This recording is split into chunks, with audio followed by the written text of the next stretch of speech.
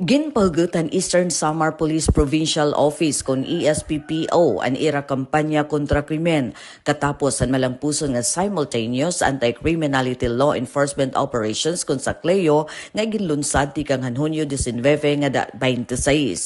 Hailarom ang liderato ni Provincial Director Police Colonel Ernesto R. Macasil nagpakita in kolektibo nga persan kapulisan na bugos nga probinsya agud masiguro ang kalidad nga waray huntad nga serbisyo para siguradadhan publiko.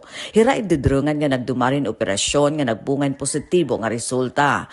Hapag hubad ang mga kaso ang mga wanted person, iginlunsad in 21 nga operasyon nga nagresulta in pagkaaristo in 5 nga most wanted person nga 16 nga other wanted person. Hakampanya kontra illegal nga droga, duha nga operasyon ang malangpuson nga nahipatuman nga nagresulta gihapon hin kaaristo in duha nga suspitsado.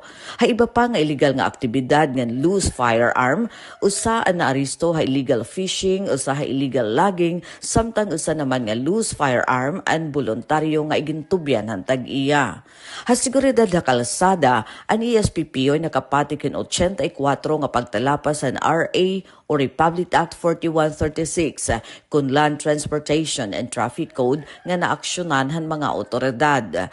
Iginpahayag ni Police Colonel Macasil ang iyadako nga pagpasalamat ngan pagdayaw nga tanan nga personel han ESPPO tungod ang ira dedikasyon ngan pagbinuligay.